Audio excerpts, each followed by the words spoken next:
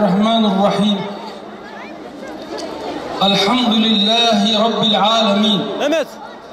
Vessalatu vesselamu ala Resulina Muhammedin ve ala alihi ve sahbihi ecmaîn. Aziz kardeşlerim, Peygamber sevdalısı Diyarbakırlılar, bu meydanı dolduran uzak ve yakın çevreden gelen kardeşlerim, bacılarım, hepiniz hoş geldiniz. Allah hayrınızı kabul etsin.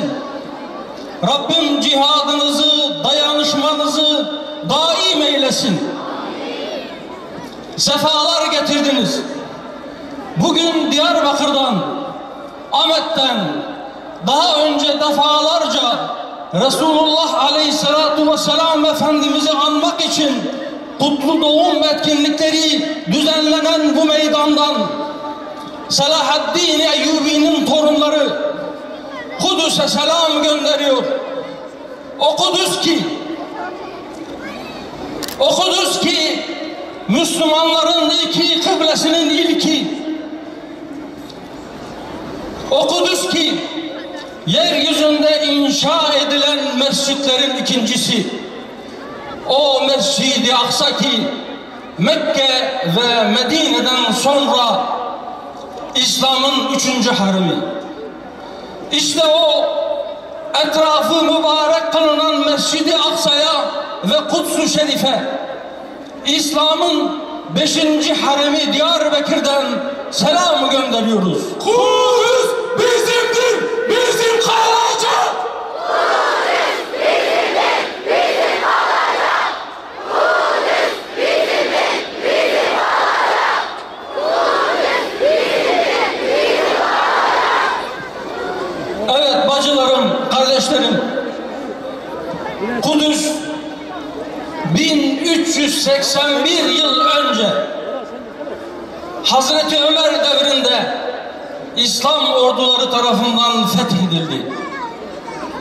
Ondan 3 yıl kadar sonra yine Hazreti Ömer devrinde fethedilen Diyarbakır'dan Kudüs'e selam olsun. O etrafı mübarek kılınan Mescid-i Aksa'nın nöbetini tutan kardeşlerimize selam olsun. Takbir! Takbir! Amerikan başkanının o uğursuz kararından sonra yaralanan kardeşlerimize, 3000'in üzerinde yaralanan kardeşimiz var. Hepsine buradan selam olsun. Bu uğurda şehit olan ve en son 8-9 yıl önce 2 bacağını kendisinden önce şehit olarak gönderen şehit kardeşimiz İbrahim Ebu Süreyya'ya selam olsun Ahmet Meydanı'ndan. Cenk, cihat, şehadet! Cenk, cihat, şehadet!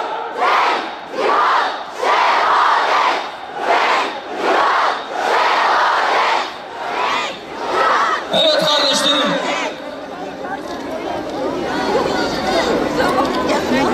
Kudüs'ün Haçlı orduları tarafından esir edilmesinden ve 88 yıl bu esaret altında kalmasından sonra onu esaretten kurtaran Selahaddin Eyyubi'nin torunlarının huzurunda buradan bütün dünyaya sesleniyoruz. Buradan dost ve düşman herkese sesleniyoruz.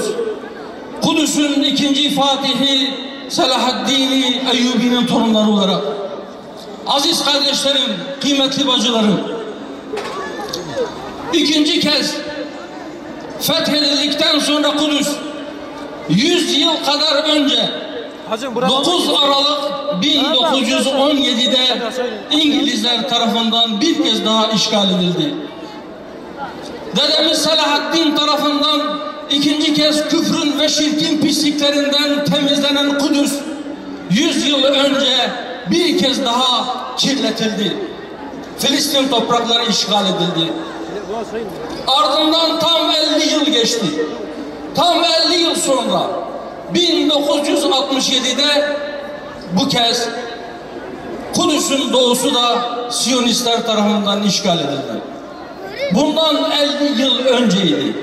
Ve o gün Siyonistler Kudüs'ü bölünmez ve ebedi başkentleri ilan ettiler. Ama Allah'ın izniyle o işgale ve bütün zulümlerine rağmen ümmetin aziz evlatlarının direnişi sayesinde asla bunu fiiliyatta gerçekleştiremediler ve inşallah bundan sonra da gerçekleştiremeyecekler. Kahrolsun Amerika!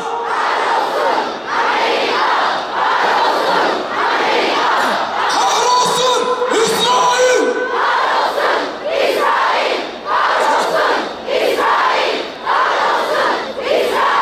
Takbir! Takbir! Şimdi biraz düşünmemiz gerekiyor. 1967'den beri işgal altında olan Kuds-ı Şerif 1995'te Amerikan Kongresi tarafından, onların meclisi tarafından Siyonistlerin başkenti olarak kabul edilmesi kararı alınmasına rağmen neden bugün, yani Kudüs'ün doğusunun da işgal edilmesinden 50 yıl sonra ancak büyükelçiliklerini oraya taşıma kararı aldılar? Bu kararı uygulamaya koyacaklarını söylüyorlar. Neden bugün? Çünkü biz dağıldık. Çünkü biz birbirimize düştük. Çünkü bizi birbirimize düşürdüler. Ümmet coğrafyasına, şu haritaya bakar mısınız? Şu yeşil renk, ön taraftaki kardeşlerim de görüyor mu? Bakınız, şu yeşil renk İslam ülkelerinin sadece bir kısmı ha. Sığmadı haritaya. Uzak doğudaki Malezya, Endonezya gibi kardeşlerimiz, Bangladeş'teki kardeşlerimiz bu haritada sığmadılar. Burada yoklar. Ama şu koca haritanın içerisinde görünmesi için üzerine mercek yerleştirdiğimiz ve büyüttüğümüz o kırmızı alan var ya, işte orası. İşte orası Siyonistler tarafından işgal edilmiş Filistin topraklarıdır. 1,5 milyardan fazla, 1 milyar 700 milyonluk İslam alemi nüfus olarak Siyonistlerin, hatta bütün dünyadaki bütün Yahudilerin 100 katından fazlayız sayıca. Topraklarımız onların işgal ettiği toprakların 100 katından çok daha fazla. Nüfusları %1, işgal ettikleri topraklar %0. Ama buna rağmen neden biz bu haldeyiz? Neden onlar bu kadar cüretkar? Kahrolsun İsrail! Kahrolsun İsrail! Kahrolsun İsrail! Kahrolsun İsrail! Kahrolsun İsrail!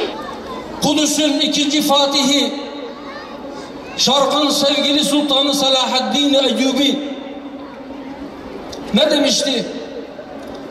Dostlarıyla uğraşanlar düşmanlarıyla savaşamazlar. İşte bu nedenle, tam da bu nedenle Siyonistler bu kadar cüretkar. Bu nedenle sayıca %1'imiz olmalarına rağmen oradaki kardeşlerimize zulmetmeye devam ediyorlar. İşte bu nedenle bizimle ilgili karar alırken, topraklarımızla ilgili işgal kararları alırken, yeni yerleşim yerleri inşa ederlerken, her gün oradaki kardeşlerimizi genç yaşlı demeden şehit ederlerken pervasızdırlar. Çünkü Allah için onlara katacak mecalimiz kalmamış. Çünkü enerjimizi birbirimize karşı harcıyoruz. Buradan için toplandık. Amerika'nın büyükelçiliğini Kudüs'e taşıma kararından sonra bütün ümmet ayağa kalktı. Biz de buraya geldik, toplandık. Kıyamdayız. İslam İşbirliği Teşkilatı bu nedenle olağanüstü toplantı kararı aldı. Öyle değil mi? Bu karardan bir hafta kadar sonra İstanbul'da toplandılar. Daha 4 gün önce, 5 gün önce. Geçtiğimiz çarşamba günü. Aynı gün sözüm ona bazı İslam ülkelerinden oluşan koalisyon güçleri bir başka İslam ülkesini bombalamakla meşguldü. Aynı gün Suudi Arabistan Yemen'i bombalıyordu. Kardeşlerim, bacılarım, ey İslam ümmeti, eğer siz Doğu Guda'daki açlıktan bizar olmuş kardeşlerinize yardım edemezseniz, eğer siz Yemen'de açlıktan derisi kemiğine yapışmış İslam ümmetinin küçücük bebelerini açlıktan ölürken seyretmeye devam ederseniz, Kudüs içinde hiçbir şey yapamazsınız. Bizim bu halde oluşumuz, onların bu kadar cüretkar, bu kadar cesur olmaları, emin olun onların gücünden değil, bizim darmadağınıklığımızdan, bizim birbirimizle uğraşmamızdandır. Kahrolsun Amerika! Kahrolsun Amerika! Kahrolsun Amerika! Kahrolsun Amerika! Kahrolsun Amerika! Kahrolsun Amerika! İslam İşbirliği Teşkilatı çarşamba günü toplandı. 57 üyeden 48'i temsilci gönderdi. Bazı kararlar aldılar. Bunlardan bir kısmı elbette olumluydu. Bütün dünyaya çağrı yaptılar. Dediler ki Filistin'i tanıyın.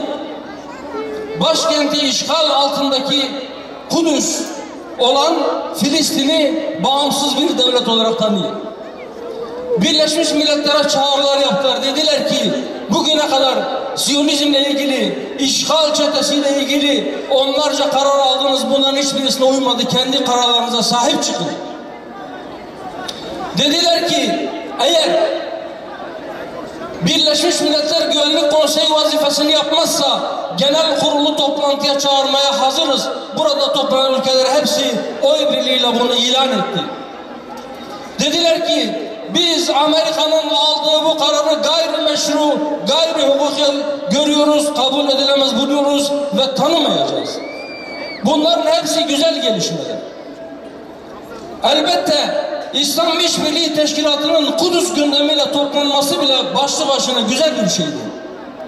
Ama oradan çıkan kararda her ne kadar kameraların karşısında mikrofonlara başkenti Kudüs olan Filistin deseler de aslında basına verdikleri metinlerde başkentin Doğu Kudüs olduğunu söylüyorlar. Biz de söylüyoruz. Filistin'in başkenti Doğu Kudüs değil, bütünüyle Kudüs'tür.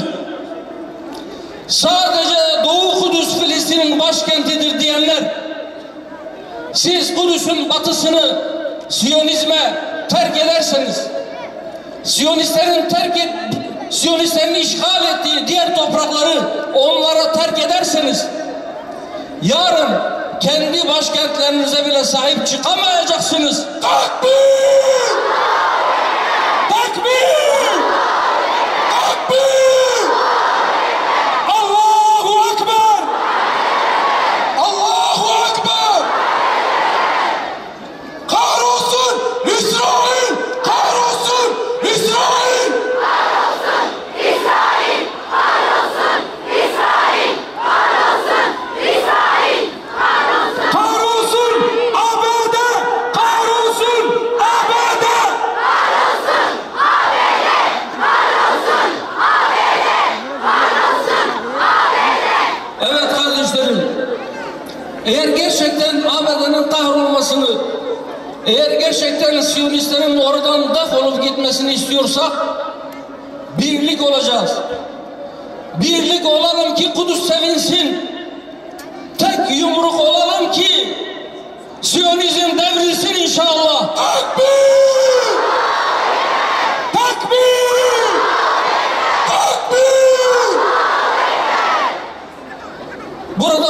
mensubu kardeşlerim var. Onların aracılığıyla onların meslektaşlarına da sesleniyorum. Bütün resmi yetkililere de sesleniyorum. Siyonistler işgal ettikleri topraklarda vatanları işgal altında olan oradaki Filistinli kardeşlerimiz bu işgale itiraz ettiğinde onlara saldırı düzenleyen Siyonist kuvvetlere eğer siz yaptıkları işe müdahale diyorsanız, eğer siz orada işgale karşı direnenlere plastik mermi değil de kurşun atan mermiler, ucunda kurşun olan mermiler sıktıklarında, onları bu şekilde şehit ettiklerinde veya yaraladıklarında orantısız güç kullandı diyorsanız, biz de size söylüyoruz. Eğer siz ne dediğinizin farkında değilseniz yazıklar olsun. Eğer bilerek bu tabirleri kullanıyorsanız, yani o işgalci güçleri orada meşru bir güç olarak kabul ediyorsanız, sadece kullandıkları gücün biraz aşırıya kaçtığını düşünüyorsanız yazıklar olsun size. Dilleriniz kurusun. Memre İsrail! Memre Amerika! Memre Amerika!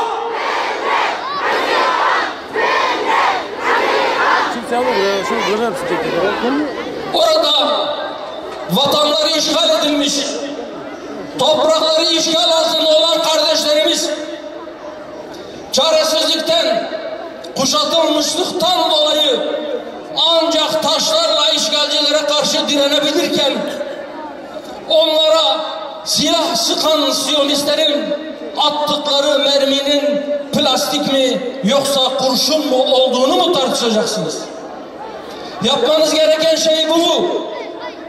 Eğer siz işgal altında olan vatanını savunmayı da meşru görmüyorsanız, eğer siz vatanı işgal edilmiş olan insanların direnişini meşru görmüyorsanız ve işgalcileri meşru güç olarak algılıyorsanız ve Müslüman millete de bunu algılatmaya çalışıyorsanız, korkarım ki bunun bir adım sonrası oradaki ümmetin aziz evlatlarını, o direnişçileri de terörist olarak isimlendireceksiniz.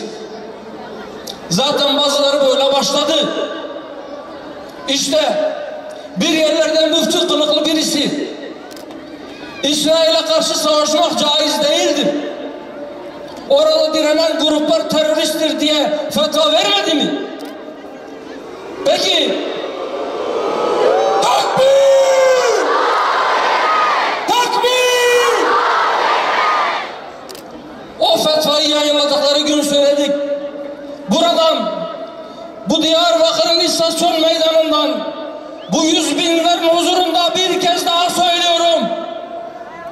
Siz ümmetin izzetli evlatlarını, Müslümanların şerefini, haysiyetini, Resulullah Aleyhisselatü Vesselam'ın bize emanetini, Selahaddin Eyyubi'nin mirasını savunmayı terörizm olarak nitelendiriyorsanız, siz kendi meşruiyetinizi yok ediyorsunuz. Gayrimeşru olan sizsiniz. Yoldan çıkan sizsiniz. Sapıtan sizsiniz. Terörist de sizsiniz. Baş terörist olan Siyonistlere destek veren onlar gibi teröristtir. İman, cihat, şehadet! İman, cihat, şehadet! İman, cihat, şehadet. İman, cihat, şehadet. İman, cihat. Takbir! Takbir! Takbir! Allahu Ekber! Ey İslam dünyası ve ey hür dünya! Siyonizme köle olmayı reddeden bütün insanlar, hangi dine inanıyorsanız inanın, hepinize birden sesleniyorum. Siyonizmi tanıyın. Siyonizmin ne olduğunu iyice anlayın. Siyonizm bir ırkçı ırkçılıktır. Hem de en kötüsünden. Siyonistler kendilerinden başka diğer kavimlere mensup olanları kendilerine denk görmüyorlar. Onların bu ırkçılıkları bir inanç haline almış. Değiştiremezsiniz. Onlar inançlarını terk etmiyorlar. Kahrolsun Siyonizm! Kahrolsun Siyonizm! Kahrolsun Siyonizm! Kahrolsun Siyonizm! Kahrolsun Siyonizm! Siyonistler Yahudi olmayanlara umemi diyorlar. Nedir biliyor musunuz umemi? Evet, Yahudiler, Siyonist Yahudiler Yahudi olmayanlara umemi diyorlar. Yani diğer bütün insanların Yahudilerin binmesi için yaratılmış eşekler olduğuna inanıyorlar. Kahrolsun Şimdi İsrail! Kahrolsun İsrail! Kahrolsun İsrail! Kahrolsun İsrail! Kahrolsun İsrail! Şimdi onlarla ilişki kurmak isteyenler, şimdi onlarla mevcut ilişkilerimizi devam ettireceğiz, geliştireceğiz diyenlere sesleniyorum. Eğer siz onlara köle olmayı kabul ediyorsanız gidin, durmayın. Gidin efendilerinizin eteklerinden öpün.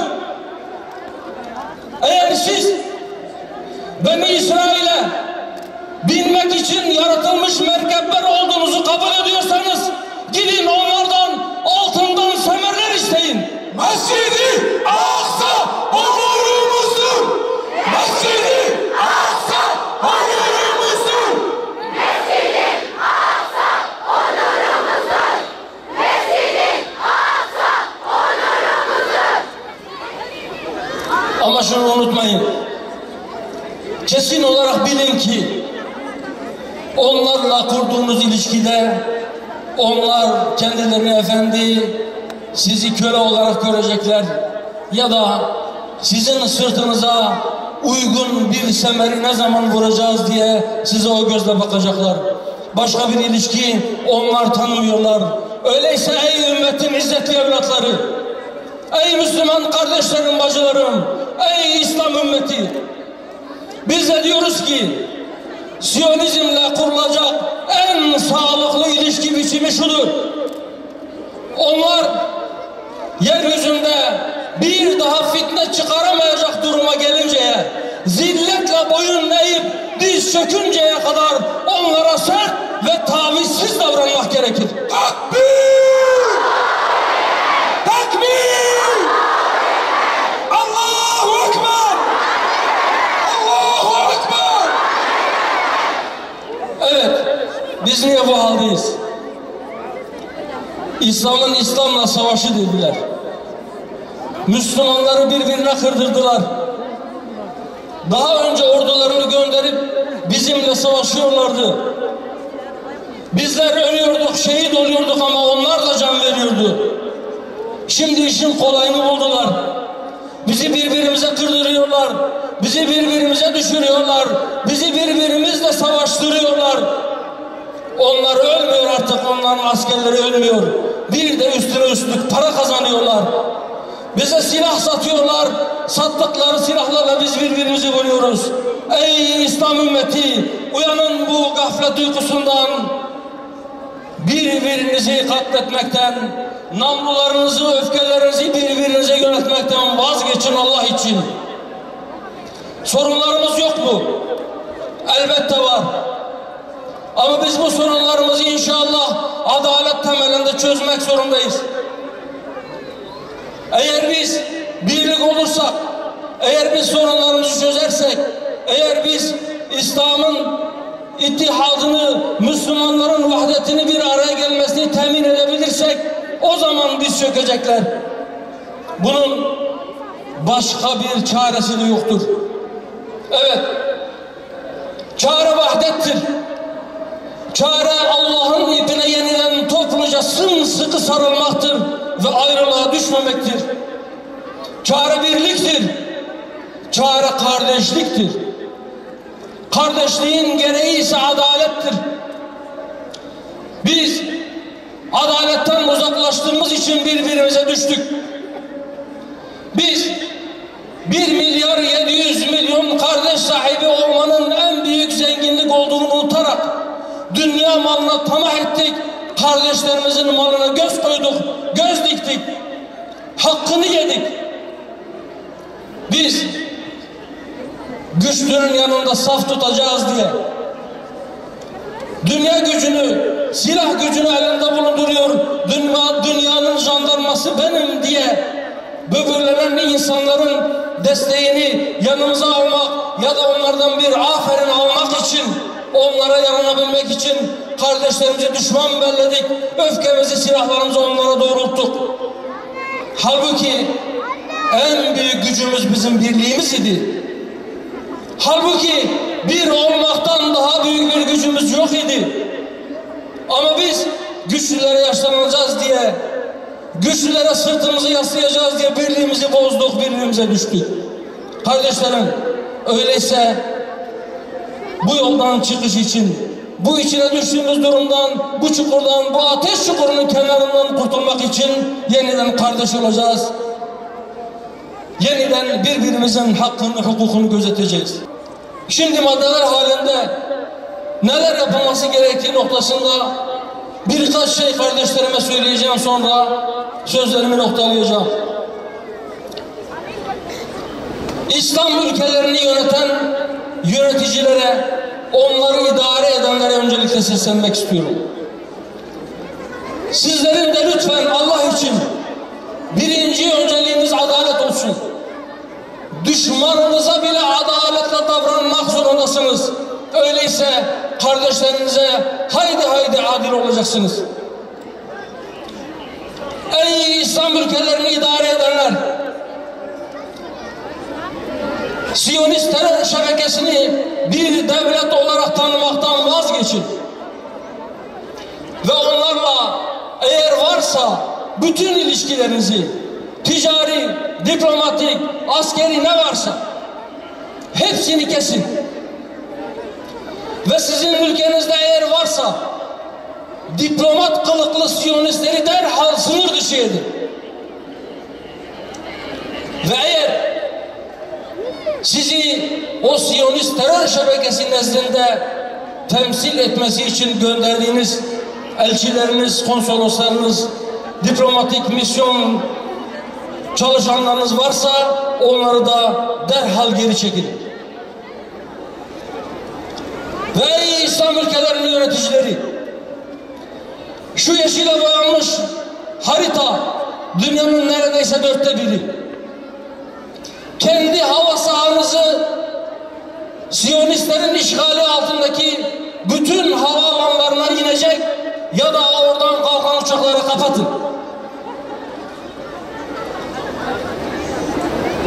Kendi ülkelerinizde kanunlarınıza değişiklik yapın. Terörizmi tanımayın.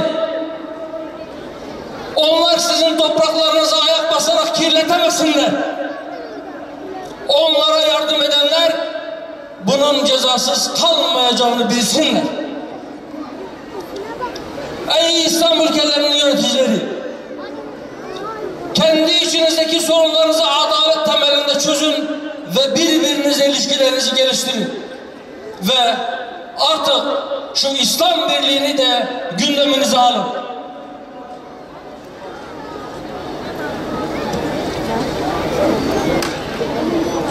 Peki biz ne yapacağız?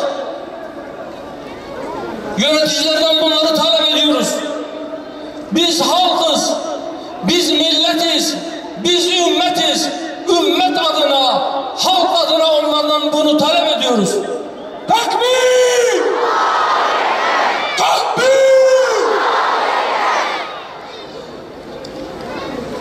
Müslüman halkımıza, İslam ümmetine de sesleniyoruz.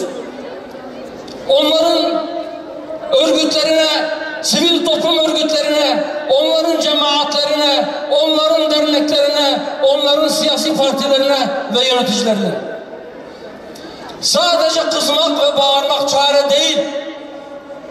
Çok bağırdık, çok kızdık, öfke öfkeden patlayacak gibi olduk. Ama derdimize çare olmadı. Öyleyse mevcut durumu değiştirmek için yollar aramak zorundayız. Bu durumdan nasıl çıkacağız? Mutlaka bunu sürekli gündemimizin en ön sırasına alıp bunun üzerine kafa yormak gibi bir mecburiyetimiz var. Bunu yapın lütfen. Projelerinizi ortaya koyun. Birlikte ortak akılla ortaya bir şey koyun. Ve ümit var olun. Samimi olun. Gençler çokça okuyun. Hazırlık yapın. Önce fikren ve ruhen hazırlık yapın. Şu %1 bile olmayan Siyonistlerin orada geçici olduğunu, arızi olduğunu önce kendinize inandırın. Evet, Haçlılar 88 yıl Kudüs'ü işgal altında tutabildi. Şimdi 100 yılı geçti. Bu özlem uzadı. Yetmedi mi? Öyleyse hazırlık yapacağız. Allah'ın izniyle. Ve kardeşlerim, son olarak Selahaddin Eyyubi dedeniz Kudüs'ü fethetmeden yaklaşık 5 yıl kadar önce, o zamanki ismiyle Amid'i, Diyarbakır'ı ziyaret etti. Diyarbakır'da Diyarbakırlı kadınlar Selahaddin Eyyubi'ye dediler ki, bir emanetimiz var, sana vermek istiyoruz. Bu emanetimizi muhafaza edip yerine ulaştırır mısın? Selahaddin Eyyubi sordu. Nedir sizin emanetiniz? Dediler ki, İnşallah Mescid-i Aksa'yı hürriyetine kavuşturduktan sonra yıkanması için gül yağı, gül suyu hazırladık. Bununla yıkamanızı istiyoruz. Şimdiden size vereceğiz. Tekbir! Tekbir! Allahu Ekber! Allahu Ekber! Zaten uzun süredir Kudüs'ü nasıl Haçlılardan geri alacağının hesabını yapan ve bunun hazırlıklarıyla meşgul olan Selahaddin Eyyubi o gül suyunu, gül yağlarını aldı. Ondan 5 yıl sonra Kudüs hürriyetine kavuştuktan sonra da Mescid-i Aksa'yı onunla yıkattı. Ey bacılarım, son söz size. Bahçelerinize gül ekin, güller yetiştirin. İnşallah Kudüs'ün özgürlüğü yeniden yaklaşmıştır. İnşallah o gül suyuyla Kudüs'ü yeniden yıkayacağız. İman, cihat, şehadet! İman, cihat, şehadet! İman, cihat, şehadet. İman, cihat, şehadet. Evet, onlar yeryüzünde ikinci kez çok büyük bir bozgunculuk çıkardılar. Onlar kendi sonlarını yaklaştırıyorlar. Allah'ın gazabı onların üzerine inecek inşallah. Son olarak duamız şu olsun ki, Ya Rabbi, Kudüs'ü özgürleştirmeyi gündeminin ön sıralarına alan, Kudüs için uykusuz kalan, Kudüs için kafa yoran, Kudüs için güç biriktiren ve esbaba iyice tevessül ettikten sonra gözünü kırpmadan oradaki mazlumları kurtarmak için, Peygamberimizin emanetini temizlemek için, yeniden gül sularıyla yıkamak için bizlere azim ve gayret ver. Ya Rabbi, şu dünya gözüyle Aksa'nın yeniden özgürleştiğini görmeyi, orada birlikte namaz kılmayı ümmeti Muhammed'e nasip eyle. Hepinize Allah'a emanet ediyorum. Esselamu Aleyküm ve Rahmetullahi ve Berekatuhu.